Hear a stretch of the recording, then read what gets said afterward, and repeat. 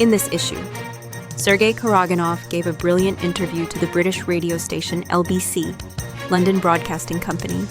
We do not play games. We achieve our goals. We want to break the will of the European elites who are pushing the world towards a world war. What else did Karaganov say? You will find out in our video. Thank you for being with us. In the European media section, we publish original news from European media without distorting it with the evaluative opinion of third parties or someone else's retelling. Don't forget to subscribe to the channel and put the bell. We are preparing even more interesting information for you. Enjoy watching. My first guest this morning, I'm happy to say, is Sergey Karaganov, Russian foreign policy strategist, former senior advisor to both Vladimir Putin and, before that, his predecessor, Boris Yeltsin. Good morning, Mr. Karaganov. Good morning. It's good to speak to you. So let's start with a statement from our Prime Minister, Keir Starmer, who said the Russians are playing games with this ceasefire proposal. Are you playing games? We are not playing games. We are negotiating the way out of this quagmire. However, I mean, we're catering mostly to our interests, not to the interests of Mr. Trump, or even more for his European or even worse, Ukrainian puppets. Right. We're catering to our interests. And just to be clear what your interests are, you do not want to see an independent and sovereign Ukrainian nation state at the end of all this. Is that right? We want to crush the will of European elites, which are, for the third time, I mean, because of their failures and desire to cover up their failures, pushing the world towards a world war. I mean, the third time in 100 years plus. Right. That is the main reason why we are fighting them. Second, we, of course, want to defeat these European elites, not European people, hopefully, if they are not thrown like cannon fodder as Ukrainians have been thrown. But on the road, we of course to have to defeat this Ukrainian regime. Right. So just to pick apart a few things that you said, that Russia wants to crush the will of the European nations in all this for the third time in a century. So are you blaming the Europeans for provoking a fight with Russia? Yes, absolutely. Europeans have been the main driving force for pushing for NATO expansion.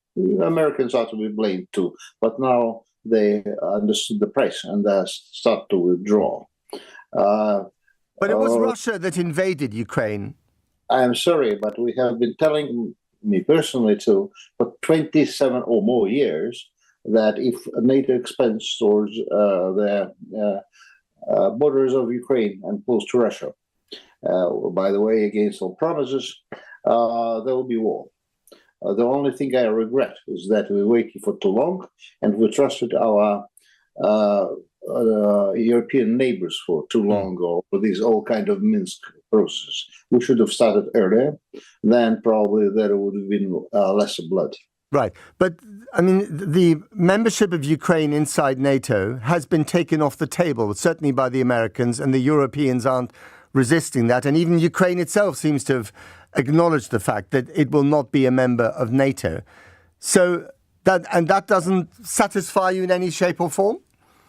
That seems to be a major concession to Russia. It is one. Europe, I mean, first of all, I mean, it is good that we have moved towards that point. However, of course, our European neighbors are not trusted because they have lied for too long. Second, there should be total demilitarization of Ukraine, no heavy weapons. Third, there should be denazification of Ukraine, and that is a change of this neo-Nazi regime, which they have installed with the help of the European sponsors.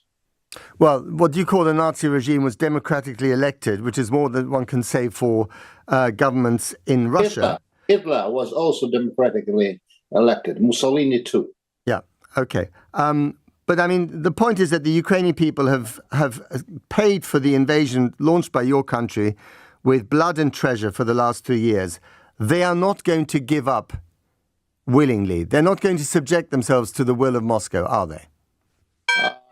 Germans who were intoxicated by Nazis were not also willing to subject to the will of Moscow. They subjected. Okay, so where do you see this all ending then? I mean, let's start with a very specific measure of, the potential deployment of European peacekeepers on Ukrainian soil if there is a ceasefire to keep. Would you see that as a provocation? First of all, I mean, no Europeans on anywhere. I mean, Europe should be pushed aside as far away from the central world politics. It has been the source of all troubles of the world for the last 500 years. Second, so when you mean pushed aside, what are you talking about here? Europe is the aggressor, is perpetrator of serial genocides during last several years. NATO, let me remind you, have raped Yugoslavia, 1999. Then most NATO countries invaded Iraq and devastated that land. And then in 12/11, there was another aggression against Libya. Now the Libya is still in shambles, and people are dying. So Europe should be pushed aside as far away as possible, or else you'd better change your elites who are driving your people as a cannon fodder towards another world war. But of course, I'm not trying to interfere into your internal affairs. I mean, for the wars that you mentioned, and many of them were rather misguided wars of choice, I agree. But then, you have the Russian invasion of, you've got Chechnya, you've got Georgia, you've got a whole number of wars, obviously, and then Ukraine is the latest example, that was started by Moscow that, frankly, are seen as an expansion of Russian territory beyond its natural borders. So, I mean, where do we stand on that? These were Chechnya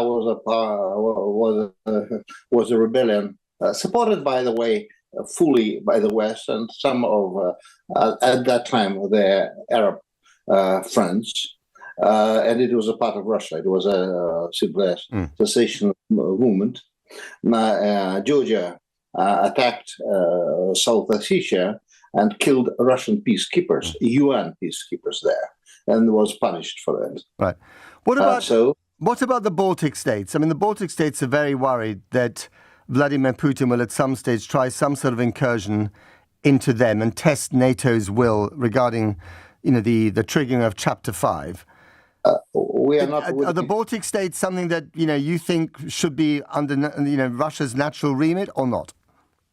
I've been telling to our Baltic neighbors, their leaders, that the best way for them to be secure, as well to other European leaders, is to have good relations with Russia instead of being belligerent. However, we do not need more land. We have more than a fantastic amount of land which we have to develop. We don't need to attack Europe, and nobody in Russia wants to do that. However, if one or two countries or some will pose a threat to our security, they will suffer. And how would you define threat to your security? Well, exactly like we defined Ukraine was militarized, was de facto engulfed by NATO. I mean, they were preparing for war. We simply, as we all know, and the whole Minsk agreements were, as it was acknowledged by European leaders, have been the cover up for preparation of war. So, I mean, if we have peaceful neighbors on our borders, fine. But of course, NATO is a kiss of death hopefully not. Of course, the Ukrainians say they're merely defending their sovereign territory. They want to live peacefully inside their own borders and determine their own future and not leave that up to Moscow. That's what they were doing. They were not threatening Moscow or Russia in any way. They did not invade Russian soil. It was the other way around. Europe and NATO was threatening Russia from the beginning to the end. We've been telling that stop, because of stupidity and because of desire to take over new lands and new people as a cheap labor. NATO expanded. Isn't that just completely paranoid? Well, I'm sorry. I know history all too well. Mm-hmm. We have been telling you 27 years when we were still friends. Don't move further, or else there will be war. I remember in 1913 I was talking to a group of European leaders, many of them, saying at that time it was to talk about involvement of Ukraine into the EU and then into NATO. I said, you're condemning Ukrainians for millions of deaths. They have condemned Ukrainians for millions of deaths. I really sympathize for Ukrainians who were fooled by their Western neighbors, not for the first time. If Ukraine survives this process as an independent nation state, not inside NATO, that seems to have been ruled out, but inside the EU, what will Moscow's reaction be? I don't think that we will be happy. Well, in principle, EU is becoming also an aggressive alliance, and it is becoming, taking into consideration what is happening in Brussels now, it looks more and more aggressive. But of course, it doesn't pose itself as a really hardcore security threat as a war. So I don't think that Europe will take devastated Ukraine into European unions or blah blah. However, let them do that. But first, as I've said, total demilitarization, no heavy weapons. Second, some proper areas of Russia are reunited with our country. Third, a demilitarized zone. No European troops. The European, by the way, recently Mr. Putin said that all foreign troops on the Ukrainians on Ukrainian soil will be not covered by the relevant international law. They will be treated as terrorists. So I would advise all people who are thinking of coming to Ukraine to be very careful, because they will not be protected by law. They will be not protected as prisoners of war. Right. Well, that's quite a statement to say. Do you think that, sooner or later, I think Sir Keir Starmer has said, Russia will have to come to the table to kind of negotiate some kind of ceasefire, because, of course, Russia itself, although you seem to be on a roll at the moment, don't want this war to continue forever. Do you see Russia coming to a table for a serious negotiations that does not involve some of the very extreme demands that you've just outlined? We have been calling for serious negotiations from the beginning. Ukrainians and their supporters from the West have been blocking them. But we remind you that we have almost reached an agreement at the very beginning of the conflict. But then your former Prime Minister Johnson came and persuaded our poor Ukrainian neighbors to fight to the end, towards so the war continued with new vigor. So we are ready to negotiate, but we will cater to our interests and to the long-term interests of European security and world peace. And now we have to, for that, I believe personally, we have to defeat, at least morally, European elites which are mad, suicidal, and which are driving Europe and the world again into a third world war. Thanks God, our American former enemies, hopefully they will be partners again, have understood that they have to get out of this quagmire. Right. So just finally then, on President Trump, do you see him at the moment more aligned with your interests or more aligned with Europe's interests?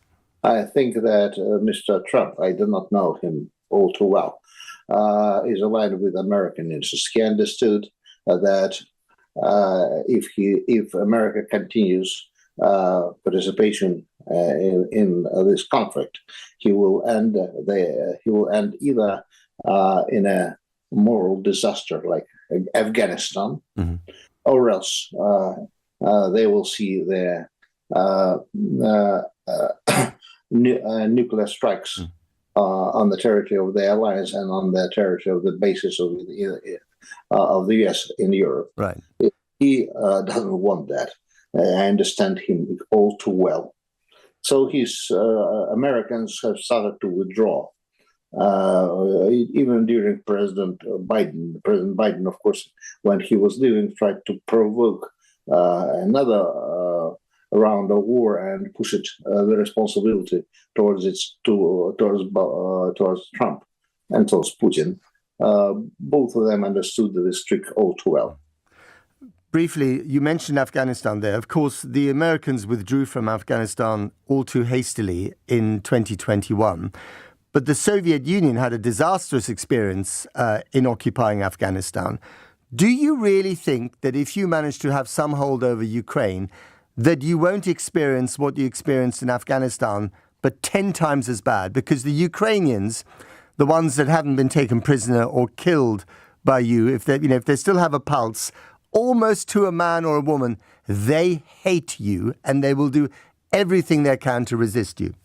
Well, first of all, we do not want to take over all Ukraine. I mean, we didn't need that war. The problem was, of course, militarization of Ukraine and Nazification of this regime. I mean, Ukraine has been a huge burden on except for southern and eastern border areas, have been a burden on the shoulders of the Russian Federation in Soviet Union. Biggest burden. Thank you. Now, be our guests. First. Second, as to the population which will join us, let me remind you that Germans were even more intoxicated by Nazism than Ukrainians.